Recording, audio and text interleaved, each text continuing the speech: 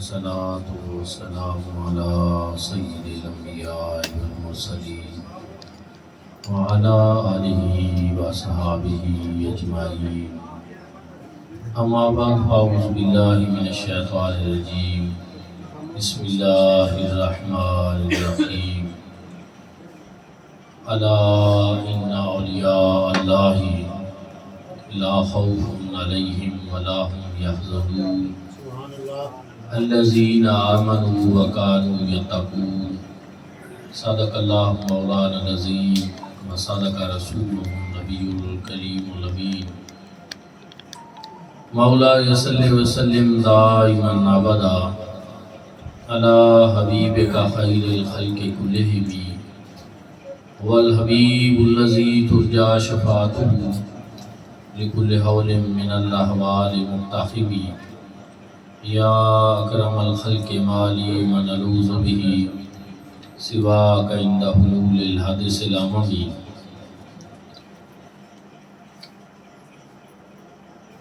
نہایت ہی عزت و احترام کے لائق حضرت علامہ غلام جیلانی صاحب، رونق محفل جناب قاری حق نواز انجم صاحب، بلبل مدینہ جناب احمد اقبال مدنی صاحب، درباری نعت کونسل کے جتنے پیار اور محبت کرنے والے بھائی یہاں موجود ہیں، ثناخانان مصطفیٰ اور برادران اسلام، یہ آپ کی اور میری خوش نصیبی ہے کہ ہم یہاں پر محفل میلاد مصطفیٰ صلی اللہ علیہ وآلہ وسلم میں حاضر ہیں، اور حاضر بھی ایسی جگہ پہ ہیں جہاں اللہ کے ایک محبوب اور مقبول بندے کا ڈیرا ہے، اور ہمارا یہ عقیدہ ہے کہ اللہ کے نیک بندے جہاں تشریف فرما ہوتے ہیں وہاں پر رب تعالیٰ کی رحمتوں کا نزول ہوتا ہے۔ اللہ رب العزت نے قرآن مجید فرقان حمید میں ارشاد فرمایا، ان رحمت اللہ قریب من المحسنین، کہ بے شک اللہ کی رحمتیں صاحب احسان لوگوں کے زیادہ قریب ہوتی ہیں۔ اگر اس کا آسان ترجمہ کریں تو پھر یہ ہوگا کہ جہاں اللہ والوں کا ڈیرا ہوتا ہے وہاں پر رب کی رحمتوں کا بسیرا۔ آج کی یہ محفل میلاد مصطفیٰ صلی اللہ علیہ وآلہ وسلم بھی ہے، اور ساتھ ربیع الثانی ہے۔ بڑی 11ویں شریف کی نسبت سے یہ حضرت سیدنا غوث العظم عبدالقادر جیلانی رضی اللہ تعالیٰ عنہ آپ کی بارگاہ میں حاضری کی محفل بھی ہے، اور محمد نعیم صاحب مرحوم و مغفور کے اصالِ ثواب کے لیے بھی ہے۔ دعا ہے کہ اللہ کریم حضور علیہ السلام کی امت کے جتنے فوت شدگان ہیں سب کی بخشش اور مغفرت ہے، ہماری حاضری قبول فرمائے۔ اور سچی بات یہ ہے کہ یہاں جو ماحول بنتا ہے، یہاں جو کلام پڑھنے والے کے کلاموں میں ایک تاثیر نظر آتی ہے، یہ سارا بابا خواجہ شرف الدین حضوری رحمۃ اللہ تعالی علیہ کا فیض ہے۔ سبحان اللہ۔ اس میں ہمارا کوئی کمال نہیں، یہ کمال انہی ہستیوں کا ہے کہ اپنے پاس بلا لیں، اور مدنی صاحب نے جیسا کہ بیان کیا کہ کرم بھی ہوتا ہے، عنایت بھی ہوتی ہے، رحمت بھی ہوتی ہے جب ہم جیسے گناہگاروں سے مدد ہوتی ہے۔ دوستو اور بھائیو، جس عہد میں ہم جی رہے ہیں اس میں بڑے عجیب سے فتنوں سے ہم دوچار ہیں۔ ویسے فتنے ہر دور میں اپنے اپنے لحاظ سے ہوتے تھے، لیکن اب اس دور کو ہم کہتے ہیں یہ دور جدید ہے، فتنے بھی جدید ہے۔ عجیب و غریب تماشے لگے ہوئے ہیں کہ پہلے مختلف مکاتب فکر تھے، مسالک تھے، لوگ تھے، ان کے نظریات مختلف تھے، تو وہ پڑھے لکھے لوگ ہوتے تھے، دونوں طرف سے کوئی علمی اختلاف ہوتا تھا، کوئی بات ادھر سے کوئی ادھر سے۔ اب جو ہے جس عہد میں ہم ہیں، یہاں مقابلہ علم کا علم سے نہیں بلکہ یہاں مقابلہ علم کا جہالت سے ہے۔ اور اب جہالت بھی دو طرح کی ہے، ایک وہ ہے جو اولیاء اللہ کی سرے سے ہی نفی کرتے ہیں، اور کیوں کرتے ہیں؟ اپنے جہالت کی وجہ سے۔ دوسری طرف ایسے لوگ بھی موجود ہیں جن کو نماز نہیں آتی، جن کو کلمہ بھی صحیح نہیں آتا، لیکن دعویٰ وہ ولایت کرتا ہے۔ یہ بھی ایسا کیوں ہے؟ یہ بھی جہالت کی وجہ سے۔ ہمارا دو جہالتوں سے مقابلہ ہے، اور یہ دونوں جہالتیں اپنی اپنی سائیڈ پہ انتہا پسندی پہ ہیں۔ اور یا اللہ کی سرے سے نفی کر دینا، شاہی کوئی نہیں، ہے ہی کوئی نہیں۔ اب آپ بات سمجھنا، یہ بھی انتہا ہے، انتہا پسندی کی۔ اور دوسری طرف کہ ہر ایرے غیرے کو ولی بنا دینا، غوث بنا دینا، کتب بنا دینا، یہ بھی ایک طرح کی انتہا پسندی ہے۔ اہل سنت والجماعت صحابہ کرام کے دور سے لے کر آج تک ان کا طرح امتیاز یہ ہے، اہل سنت کی امتیازی اور نمایاں خصوصیت یہ ہے کہ ہم ہر دور میں اعتدال والے رہے، انتہا پسند نہیں رہے، اعتدال والے رہے ہیں، توازن والے رہے ہیں۔ ہمیشہ پلڑے کے ترازو جو ہیں ان کو برابر ہم نے رکھا ہے کہ نہ ہم اولیاء اللہ کی نفی کرتے ہیں اور نہ جہلوں اور چبل قسم کے لوگوں کو پیر اور ولی مانتے ہیں۔ سمجھ رہے ہیں؟ ایک معیار ہے، ولایت کا بھی ایک معیار ہے۔ اب اسی سلسلہ میں قرآن و سنت کی روشنی میں آپ کی خدمت میں کچھ معروضات پیش کرنی ہے۔ اولیاء اللہ کی نفی ہم کیوں نہیں کرتے؟ ہم کیوں نہیں کہتے کہ باب شاہی کوئی نہیں، یہ تو شاہی کوئی نہیں؟ اس وجہ سے کہ یہ انداز قرآن کا ہے ہی نہیں، یہ انداز حدیث کا ہے ہی نہیں۔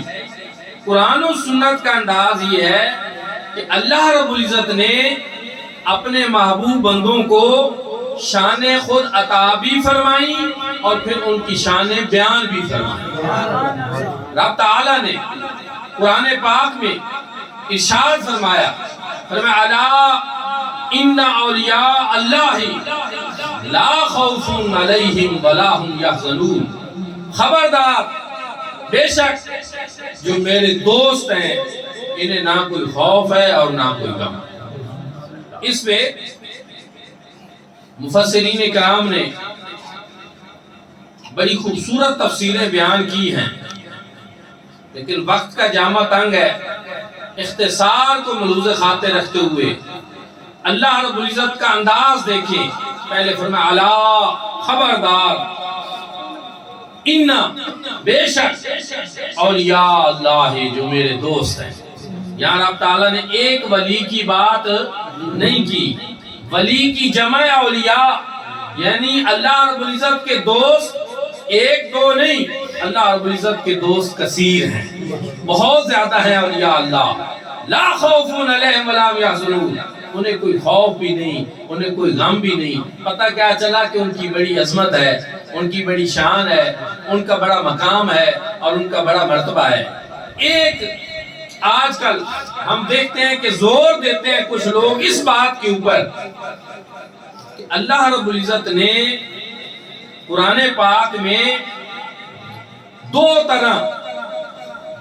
طرح کی ہستیوں کا ذکر کیا.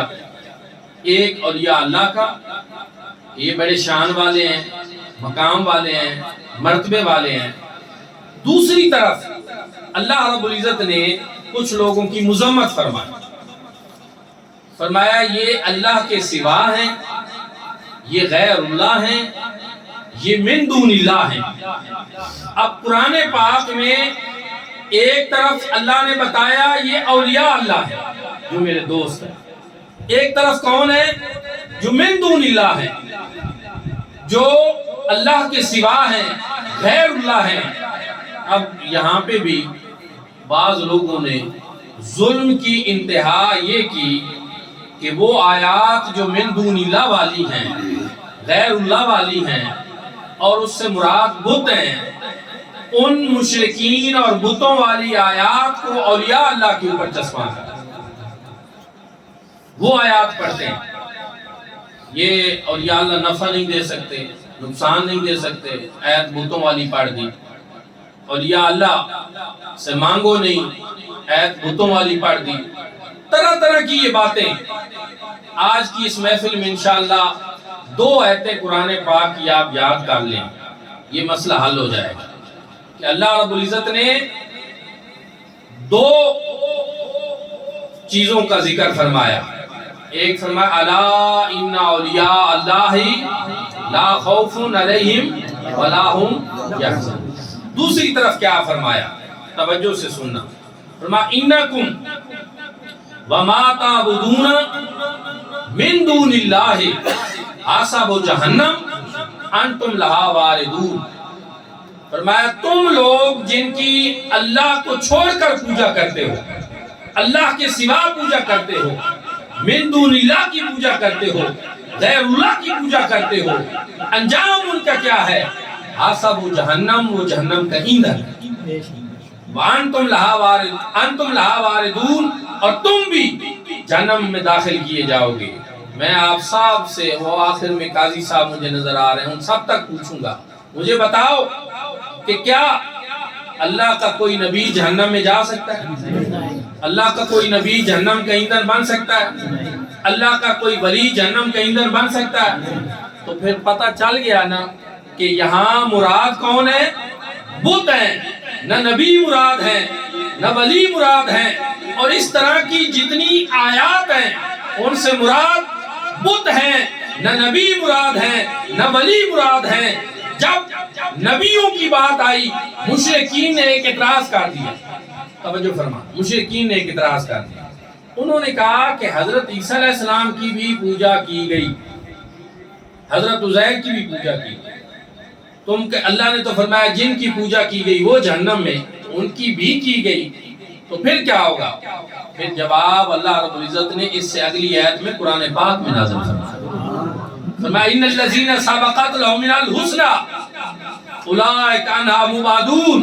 فرمایا وہ لوگ جو تم سے پہلے اس دنیا سے اچھائیوں کے ساتھ، اعمال صالحہ کے ساتھ گزر چکے ہیں، فرمایا یہ وہ لوگ ہیں جن کو اللہ نے جہنم سے ہمیشہ کے لیے دور فرما دیا. اب اگر ان کی کوئی پوجا کرے گا، بات سمجھنا، کسی کی بھی، کسی نبی کی، ولی کی، تو وہ نبی اور ولی وہ اپنے اعمال صالحہ کے ساتھ جنت میں جائے گا، یہ پوجا کرنے والا مشرک جہنم میں جائے گا. تو پتہ کیا چلا کہ ولی کوئی جہنمی نہیں، نبی کوئی جہنمی نہیں، مشرک جہنمی ہے. اور بتوں کی پوجا کی جاتی ہے جن کی، وہ جہنم کا ایندھن ہے. ان کی شان یہ ہے کہ فرمایا الا ان اولیاء اللہ لا خوف علیہم ولا هم یحزنون. خبردار، بے شک یہ جو میرے دوست ہیں انہیں نہ کوئی خوف ہے اور نہ کوئی غم. صرف ایک جگہ پہ نہیں، مزید ارشاد فرمایا ان الذین قالوا ربنا اللہ ثم استقاموا. بے شک وہ لوگ جنہوں نے کہا کہ ہمارا رب اللہ. اس پہ تھوڑا سا پھر غور کرنا. بے شک وہ لوگ جنہوں نے کہا کہ ہمارا رب اللہ، ثم استقاموا، پھر اس پر استقامت اختیار ہے. مجھے بتائیں حضور غوث پاک نے کیا کہا ہے کہ میرا رب کون ہے؟ بولیں ذرا۔ داتا علی اجمیری نے کیا کہا؟ خواجہ اجمیری نے کیا کہا؟ بابا فرید نے کیا کہا؟ پیر سیال نے کیا کہا؟ حضور زالمت نے کیا کہا؟ تاجدار گلرہ نے کیا کہا؟ بابا ساوی بیری والے نے کیا کہا؟ سارے بزرگ اولیاء اللہ جو ہیں سارے کے سارے یہ کہتے رہے ہیں کہ ہمارا رب اللہ ہے۔ اللہ اللہ اللہ اللہ کرتے ان کی زندگی گزری، اور پھر یہ کہتے سنائی دیے کہ تیرے ذکر و فکر میں دن ڈھلا، تیری گفتگو میں سحر ہوئی، بڑی باغ باغ گزر گئی، بڑی آبرو سے بسر۔ ساری زندگی رب رب کرتے اللہ اللہ کرتے رہے، ساری زندگی لوگوں اللہ کی طرف بلاتے رہے، توحید کی دعوت دیتے رہے۔ اب ان کا انجام کیا ہوگا؟ فرمایا ثم استقاموا، پھر اس پر انہوں نے استقامت بھی اختیار کی۔ تتنزل علیہم الملائکۃ، فرمایا ان کے اوپر ملائکہ کا نزول ہوتا۔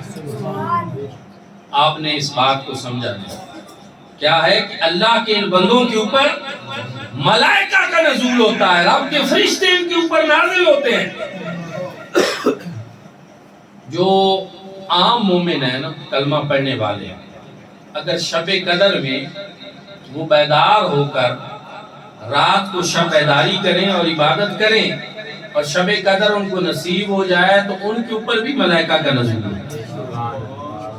تنزل الملائکۃ والروح فیہا بإذن ربہم، اللہ کی اذن سے فرشتے ان کے اوپر بھی نازل ہوتے ہیں۔ عام مومنین شب بیداروں کے اوپر بھی نازل ہوتے ہیں، لیکن دوسری طرف یہ وہ لوگ ہیں جب ساری رات لوگ خواب خرگوش کے مزے لے رہے ہوتے ہیں، غفلت کی چادر تان کر سوئے ہوئے ہوتے ہیں، یہ سوتے نہیں، یہ اٹھ جاتے ہیں، یہ بیدار ہو جاتے ہیں، بستر کو پہلوؤں سے الگ کر دیتے ہیں، سردیوں کی سرد راتوں میں ٹھنڈے پانی سے وضو کرتے ہیں اور مصلی بچھا لیتے ہیں اور عبادت شروع کر دیتے ہیں۔ میاں محمد باغ صاحب کہتے ہیں کہ رات پوے تے بے دردانو نیند پیاری آوے درد مندانو یاد سجن دی سوتے آن جگہ، یہ بستر سے الگ ہو جاتے ہیں، عبادت کرتے ہیں، رب ان کی پھر شان بیان کرتے ہیں۔ فرمایا والذین، وہ لوگ جو کہتے ہیں یہ شاہی کوئی نہیں، وہ یہ کیوں نہیں دیکھتے کہ رب ان کی شان کیا بیان فرما رہا ہے۔ فرمایا والذین یبیتون لربہم سجدا وقیاما، فرمایا میرے کچھ بندے ایسے بھی ہیں جن کی راتیں اس حال میں گزرتی ہیں کہ یا وہ رکوع میں ہوتے ہیں یا پھر سجود میں۔ مرزا جلمی کہتا ہے کہ فرض ہی پڑھ لو، سنتا دی لوڑ ہی کوئی نہیں، سنتے بھی نفل ہیں، نفل پڑھیں یا نہ پڑھیں، اس پہ بڑی تفصیل کے ساتھ میرے بھی کئی کلپ آئے ہیں، اور اس کی جہالت، اس کا جھوٹ، وہ سارا ہم نے ثابت کیا ہے۔ اس نے کہا سنت نماز ہے ہی کوئی نہیں، سنت کے لیے حدیث میں لفظ ہی نہیں آتی۔ ہم نے بخاری سے، ابن ماجہ سے، ترمذی سے حدیث پاک میں فرضوں کے علاوہ جو 12 رکعات ہم سنت پڑھتے ہیں ان کے لیے سنت کے الفاظ دکھاتے ہیں، ان کی فضیلت بھی ہے، سنتوں کی بھی فضیلت ہے۔ حضور صلی اللہ علیہ وسلم نے ارشاد فرمایا جس نے 12 رکعات نماز فرضوں کے علاوہ دن اور رات میں پڑھی تو میں اللہ پاک جنت کے اندر اس کے لیے محل بنائے۔ اور یہ وہ 12 رکعات ہیں جو حضور علیہ السلام نے اپنی پوری زندگی بغیر عذر کے کبھی بھی ترک نہیں فرمائی۔ اور پھر ام المومنین ام حبیبہ رضی اللہ تعالیٰ عنہ بیان کرتی ہیں کہ جب سے میں نے حضور علیہ السلام سے یہ سنا ہے پھر پوری زندگی میں نے کبھی ترک نہیں کیا۔ پھر جس تابعی نے ان سے یہ بات سنی وہ کہتے ہیں جب سے ام المومنین کی زبان سے میں نے یہ سنا ہے پوری زندگی میں نے بھی کبھی ترک نہیں کیا۔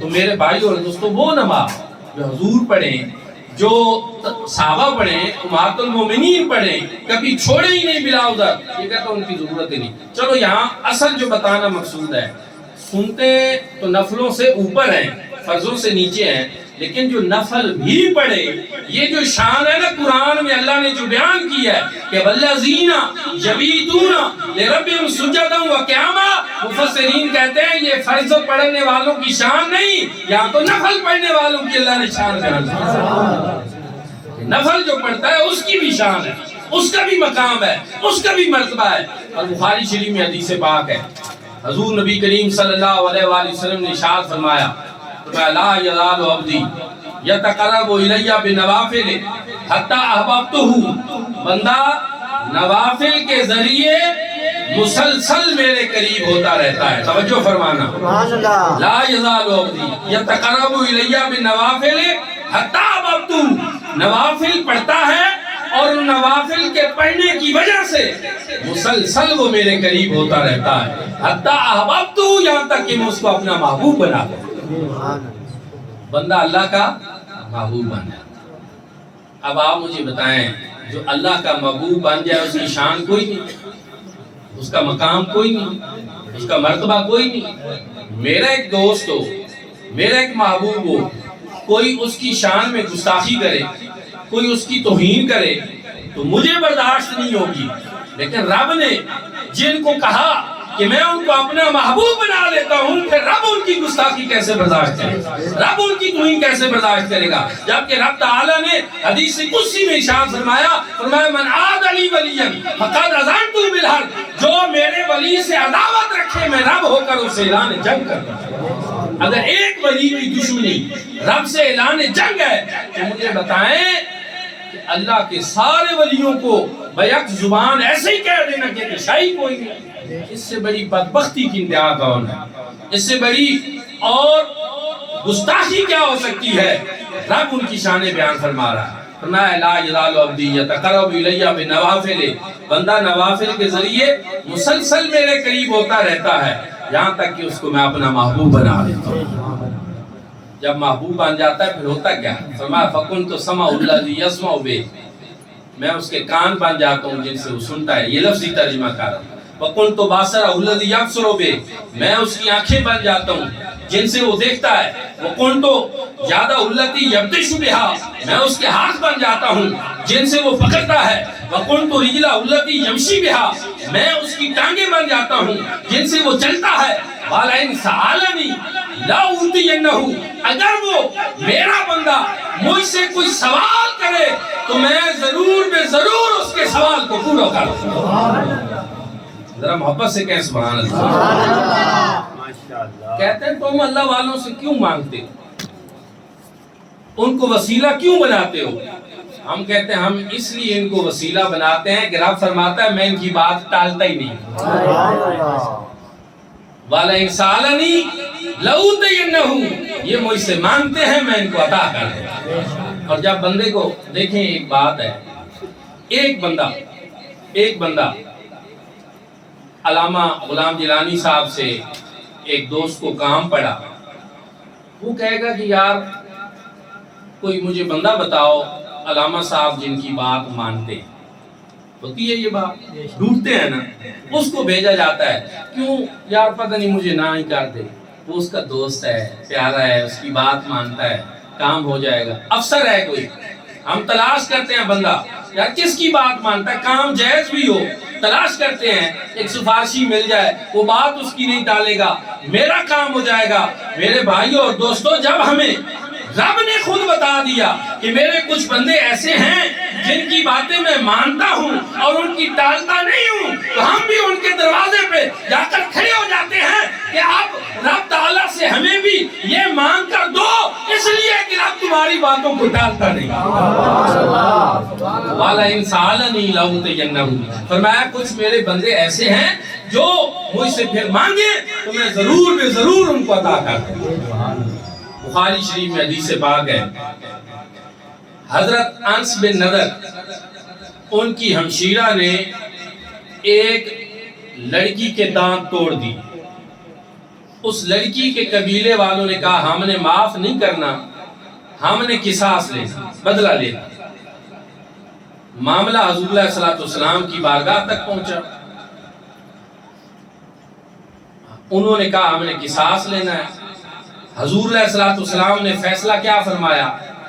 فرمایا ٹھیک ہے، قصاص اللہ کا حکم ہے تو قصاص لیا جائے گا۔ تو حضرت انس نے قسم اٹھا دی، انہوں نے کہا کہ میں اس بات پہ قسم اٹھاتا ہوں کہ میری بہن سے قصاص نہیں لیا جائے۔ اب حضور علیہ السلام موجود ہیں، فرما رہے قصاص لینا ہے، قصاص بنتا ہے، صحابی قسم اٹھا دیتا ہے کہ نہیں مجھے قسم ہے کہ یہ قصاص نہیں لیا جائے گا۔ جب اس طرح ہوا نا تو وہ جو قصاص لینے والے تھے نا انہوں نے کہا کہ ہم اس کو پھر معاف کر دیں۔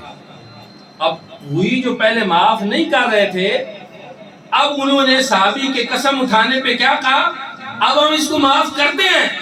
ان کا دل پھر گیا اور یہاں پہ حضور علیہ السلام نے پھر کیا ارشاد فرمایا، بخاری شریف کی حدیث پاک ہے، حضور علیہ السلام نے ارشاد فرمایا لوگوں سنو ان من عباد اللہ من لو اقسم علی اللہ لابرہ، اللہ کے کچھ بندے ایسے ہیں کہ اگر کسی معاملے میں وہ اللہ پہ قسم اٹھا دیں کہ اللہ کی قسم ایسا ہوگا یا ایسا نہیں ہوگا، رب ویسے ہی کہہ دیتا ہے جیسے اس کے بندے قسم اٹھاتے ہیں۔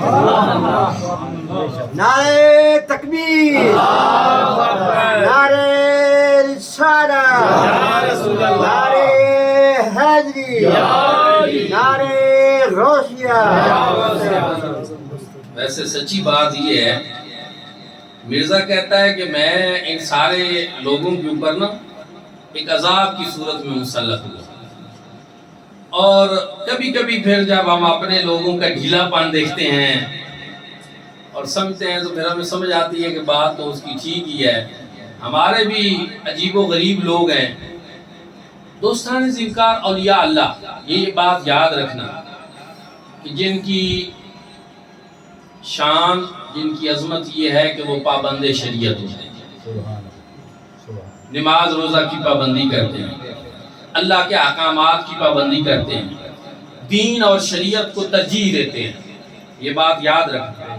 حضور سیدنا غوث الاعظم کی 11ویں شریف کے بھی دن چل رہے ہیں، آپ مادرزاد ولی تھے لیکن آپ بغداد شریف علم دین پڑھنے کے لیے گئے، فقیہت دی علم دین، شریعت کو، حضور صلی اللہ علیہ وسلم کا دین پڑھا، اور پھر آپ کی سوانے میں جو ہے 26 سال 30 سال 33 سال مختلف ہیں، چلو 2-4 سال اوپر نیچے ہو بھی جائیں، بہرحال 33 سال آپ مسند تدریس پہ بیٹھ کر علم دین پڑھاتے رہے، یہ شان تھی۔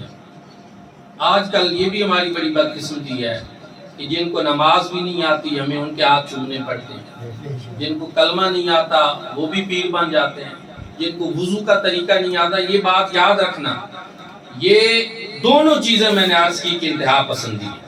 ہم مانتے ان کو ہیں جو شریعت کو مانتے ہیں، ہم مانتے ان کو ہیں جو اللہ کے احکامات کو مانتے ہیں، ہم مانتے ان کو ہیں جو حضور نبی کریم صلی اللہ علیہ وسلم کی تعلیمات کو مانتے ہیں۔ کیوں؟ یہاں اپنی بات سمیٹتے ہوئے، کیوں؟ اس لیے کہ اللہ پاک نے معیار کیا دیا ولایت کا، فرمایا الا ان اولیاء اللہ لا خوف علیہم ولا هم یحزنون، خبردار بے شک جو میرے دوست ہیں انہیں نہ کوئی خوف ہے اور نہ کوئی غم ہے۔ باری تعالیٰ پہچان کیا ہوگی، ان کا پتہ کیسے چلے گا؟ کوئی تو کسی بھنگی کو پیر بنا لے گا، کوئی کسی چرسی کو ولی بنا دے گا، کوئی ہمیں پکی نشانی بتا تاکہ ہمیں پتہ چلے تیرا دوست ہے کون۔ فرمایا اسی آیت میں آگے والی آیت جو کم پڑھ کر سنائی جاتی ہے، اللہ رب العزت نے ارشاد فرمایا الذین آمنوا وکانوا یتقون، ولی میرا وہ ہوگا جو صاحب ایمان بھی ہوگا اور صاحب تقوی بھی ہوگا۔ ہار نہیں، ہار ایرا غیرہ نہیں، جو کیا ہو صاحب ایمان بھی ہو اور صاحب تقوی بھی ہو۔ الذین آمنوا وکانوا یتقون، اس کا دوسرا ترجمہ یہ بنتا ہے کہ جس کا عقیدہ بھی درست ہو اور جس کا عمل بھی درست ہو۔ بعد عقیدہ بھی پیر نہیں اور بعد عمل بھی پیر نہیں، پیر وہ، ولی وہ جو کیا ہو عقیدہ بھی درست رکھتا ہو اور جس کا عمل بھی درست ہو۔ اور یہ میں اپنی طرف سے نہیں کہہ رہا، یہ رب کا قرآن کہہ رہا ہے۔ الذین آمنوا وکانوا یتقون، فرمایا وہ لوگ ہیں جو صاحب تقوی بھی ہیں اور صاحب عمل بھی۔ اب ایک اور بات، اللہ رب العزت نے محبوبان خدا کی ایک نشانی اور بتائی، قرآن پاک میں بتائی۔ ایک تو کیا ہے کہ نفلوں کے ذریعے میرے قریب ہوتا ہے یہاں تک کہ میں اس کو اپنا محبوب بنا لوں، حتی احببتہ۔ دوسری نشانی سنیں، اللہ رب العزت نے قرآن پاک میں اپنے محبوب بندوں کی دوسری نشانی جو بیان کی، فرمایا قل ان کنتم تحبون اللہ فاتبعونی یحببکم اللہ۔ فرمایا محبوب آپ فرما دیجئے اگر تم اللہ سے محبت کے دعوے دار ہو فاتبعونی، بس میری اتباع کرو، یحببکم اللہ، اللہ تمہیں اپنا محبوب بنا دے، تو محبوب خدا بن جاؤ۔ لیکن کس صورت میں؟ اتباع رسول کی صورت، حضور علیہ السلام کی سنتوں پر عمل کرنے سے، حضور علیہ السلام کے طریقے پہ چلنے سے۔ پیر وہ جو سنت مصطفیٰ کے مطابق زندگی گزارنے والا، اس لیے ہم کیا کہتے ہیں؟ وہ جن کی ہر ادا سنت مصطفیٰ، ایسے پیر طریقت پہ لاکھوں سے۔ پھر ایسے پیر طریقت کے خلاف اگر کوئی مرزا جیلوی بولے گا، ہم بھی اس کے خلاف بولیں گے، ہم دفاع کریں گے اپنے ان بزرگوں کا، اکابرین کا، اسلاف کا، کہ ہر نماز میں ہم جن کے لیے دعا کرتے ہیں اہدنا الصراط المستقیم، اے اللہ ہمیں صراط مستقیم پہ چلا۔ صراط مستقیم بھی کون سی؟ فرمایا الذین انعمت علیہم، ان لوگوں کا راستہ جن کے اوپر تیرا انعام ہوا، وہ ہے کون؟ فرمایا انعم اللہ علیہم من النبیین والصدیقین والشہداء والصالحین وحسن اولئک رفیقا۔ انبیاء ہیں، صدیقین ہیں، شہداء ہیں اور صالحین امت ہیں۔ مجھے کہنے دیجئے حضور غوث پاک کا راستہ سیدھا راستہ، حضرت داتا علی اجمیری کا راستہ سیدھا راستہ، خواجہ اجمیری کا راستہ سیدھا راستہ، حضرت بابا فرید کا راستہ سیدھا راستہ، سلطان بہو کا راستہ سیدھا راستہ، تاجدار گولڑا کا راستہ سیدھا راستہ، حضرت ضیاء الامت کا راستہ سیدھا راستہ۔ ہم ان لوگوں کا راستہ مانتے ہیں، اور یہ وہ ہیں جو محبوبان خدا بھی ہیں، مقبولان بارگاہ۔ رب ان کی شان بیان فرما رہا ہے۔ اللہ رب العزت کیا فرماتا؟ تتنزل علیہم الملائکہ، ان کے اوپر ملائکہ کا نزول ہوتا ہے۔ پھر وہ ملائکہ ان کو کہتے کیا ہیں؟ آ کر آتے کس لیے ہیں؟ وہ ان کو کہتے ہیں، ایک تفسیر میں یہ ہے کہ جب ان کا وقت وصال ہونے لگتا ہے نا، تو اس وقت ایک فکر ہوتی ہے ہر بندے کو، جب بندہ فوت ہونے لگتا ہے، میرے بچے ہیں، اولاد ہے، ان کا پیچھے کیا بنے گا؟ قبر میں جانا ہے، وہاں تنہائی ہونی ہے، وہاں میرا کیا بنے گا؟ حشر لگنا ہے، وہاں میری بخشش ہوگی کہ نہیں ہوگی؟ اس طرح کے جتنے سوالات ہیں، پریشانیاں ہیں، وقت اخیر ہوگا، اللہ فرشتے بھیج دیتا ہے، جاؤ میرا بندہ ان سوچوں میں ہے، اس کو یہ فکر لگی ہے میرا بنے گا کیا؟ تتنزل علیہم الملائکہ، تو اس کے اوپر ملائکہ کا نزول ہوتا ہے، اور وہ کہتے کیا ہیں؟ اللہ تخافوا ولا تحزنوا، اور ساری زندگی رب رب کرنے والے اب تو کیوں پریشان ہوتا ہے؟ تجھے نہ کوئی خوف ہونا چاہیے نہ کوئی غم ہونا چاہیے۔ وابشروا بالجنۃ التی کنتم توعدون، اللہ رب العزت نے تیرے لیے وہ جنتیں تیار کر رکھی ہیں جن کی ہم تجھے بشارتیں دینے آئے ہیں، جو اللہ رب العزت نے تیرے لیے تیار کر رکھی ہیں۔ بتوں کا انجام جہنم ہے، بتوں کے پوجنے والوں کا انجام بھی جہنم ہے، اور یا اللہ کا انجام کیا ہے؟ وابشروا بالجنۃ التی کنتم توعدون۔ فرمایا ان الذین آمنوا وعملوا الصالحات کانت لہم جنات الفردوس نزلا۔ رب تعالیٰ فرماتا ہے وہ لوگ جنہوں نے جو ایمان لائے اور عمل صالح کیے، ہم نے تو جنت میں ان کی میزبانی تیار کر دی۔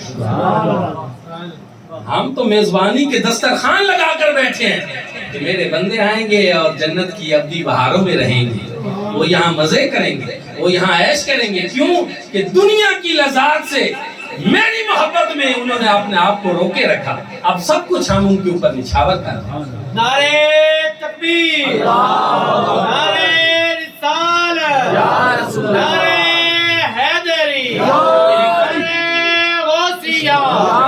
ایک طرف بتایا جا رہا ہے وہ بت جہنم کا ایندھن ہے، وہ جہنم میں جائیں گے، ادھر رب فرما رہا ہے ہم نے اپنے بندوں کے لیے جنت میں میزبانی تیار کر، ان کے لیے دسترخوان تیار کر۔ ان الذین آمنوا وعملوا الصالحات اولئک هم خیر البریہ، فرمایا بے شک وہ لوگ جو ایمان لائے اور عمل صالح کیے وہ دنیا کی بہترین مخلوق ہے، بہترین مخلوق ہے۔ آخری بات، سچ مچ والی آخری، تھک تو نہیں گیا نا؟ کیونکہ وہ ہمارے کئی دوست عجیب ہیں جو آخری بات کرتے کرتے بھی گھنٹہ پھر گزار جاتے ہیں۔ اچھا آخری بات یہ، اللہ رب العزت نے قرآن پاک میں ارشاد فرمایا ان اکرمکم عند اللہ اتقاکم، فرمایا جو تم میں سب سے زیادہ متقی ہے اللہ کے ہاں اس کا مقام اور مرتبہ سب سے زیادہ، اللہ کے ہاں اس کی شان ہے، عزت ہے، عظمت ہے، مقام ہے، مرتبہ ہے. یہ میں نے آپ کے سامنے کیا پڑھی ہے؟ قرآن کی ہے. اللہ نے کیا فرمایا کہ ان کا مقام ہے، مرتبہ ہے، عظمت ہے، شان ہے. کن کی ہے؟ ان اکرمکم عند اللہ اتقاکم، جو متقی ہوگا عند اللہ اس کا مقام ہے، مرتبہ ہے، معزز ہے، اشرف ہے، اکرم ہے. میں نے کہا مرزا جیلوی غور سے سن، تو کہتا ہے بابے شاہی کوئی نہیں، رب کہتا ہے جو بھی تقوی اختیار کرے گا اس کا مقام بھی ہوگا، اس کا مرتبہ بھی ہوگا. تمہاری فکر اور سوچ جو ہے وہ قرآن سے ٹکرانے والی ہے، اس لیے ہم اس کا رد کرتے ہیں. قرآن یہ بتاتا ہے کہ اس کا مقام بھی ہے اور اس کا مرتبہ بھی ہے. اچھا مرتبہ ملا کیوں؟ مقام ملا کیوں؟ کس وجہ سے؟ یہ اس وجہ سے اس کو ملا، یہ اس وجہ سے یہ کہ اس نے حضور نبی کریم صلی اللہ علیہ وسلم کی غلامی کی، اتباع کی، اطاعت کی. اب جس کے غلام، جس کی اتباع کرنے والے، جس کی اطاعت کرنے والے، توجہ سے سننا، جس کی اطاعت کرنے والے، غلامی کرنے والے، اتباع کرنے والے وہ اللہ کے ہاں اکرم ہو جائیں تو وہ خود محبوب جو ہے اللہ کے ہاں کس مقام پر مرتبہ. حضور علیہ السلام کا نا ایک لقب ہے، وہ کیا ہے؟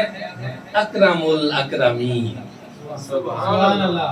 اکرم الاکرمین، کیونکہ اکرم تو امتی بھی ہو سکتا ہے. جب امتی اکرم ہو سکتا ہے نا تو پھر امتی کو یہ عزت کیوں ملی؟ یہ اکرم وہ کیوں ہوا؟ شان والا کیوں ہوا؟ حضور کی غلامی کے صدقے.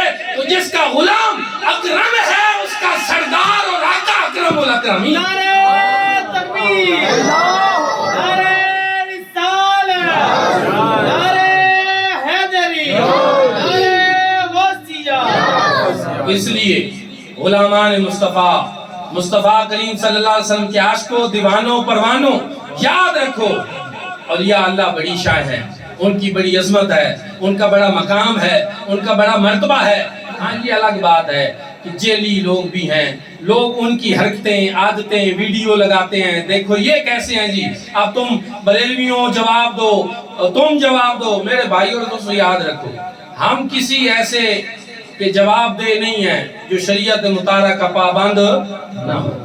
ہم تو اس کے جواب دے ہیں کہ جو اللہ کا بندہ ہے، ساری زندگی رب رب کرتا رہا ہے، لوگوں کو اللہ سے ملاتا رہا ہے، رب کے توحید کی طرف بلاتا رہا ہے، لوگوں کا تعلق اللہ سے جوڑتا رہا ہے، لوگوں کے لیے ہدایت کا سبب بنا ہے. ہم کہتے ہیں یہ سارے برابر نہیں ہیں، جیلی اور ہیں، اصلی اور ہیں، اولیاء اللہ اور ہیں، من دون اللہ اور ہیں، من دون اللہ کا انجام اور ہے، اولیاء اللہ کا انجام اور ہے. اور ہر چیز کو اس کی اپنی جگہ پہ رکھنا یہ اہل سنت والجماعت کا طریقہ ہے. دعا ہے کہ اللہ کریم آپ اور میں، ہم سب کی حاضری اپنی بارگاہ میں قبول و منظور فرمائے. ہم سب کو حضور نبی کریم صلی اللہ علیہ وآلہ وسلم کی سچی اور پکی محبت نصیب فرمائے، اتباع نصیب فرمائے. میں یہاں پہ سچی بات ہے، میں خوش آمد نہیں کرنا چاہ رہا. یہ درباری نعت کونسل کے جتنے دوست ہیں، یہ میں بابا جی کی بارگاہ میں بیٹھے ہوئے کہہ رہا ہوں کہ مجھے ان سے بڑی محبت ہے. سبحان اللہ. اور اس کی ایک ہی وجہ ہے کہ یہ اولیاء اللہ سے محبت کرتے ہیں. اس دور میں جب اولیاء اللہ سے دور کیا جائے، یہ یہاں ہر سوموار کو ماشاءاللہ محفلیں، سبحان اللہ، نوجوان محفلیں سجائیں اور اس میں اللہ اور اس کے رسول کا ذکر ہو، تو یہ بات بنتی ہے کہ ان کی تحسین کی جائے، ان کے لیے جو ہے ریگارڈز بنتا ہے. تو میں اپنے دیگر دوستوں سے بھی کہوں گا کہ یہ ہمارے لیے آئیڈیل ہیں، رول ماڈل ہیں یہ درباری نعت کونسل کے دوست. اللہ رب العزت ان کی جوانیوں کو سلامت رکھے، ان کے عشق رسول صلی اللہ علیہ وسلم کو بھی سلامت رکھے. وآخر دعوانا الحمدللہ رب العالمین.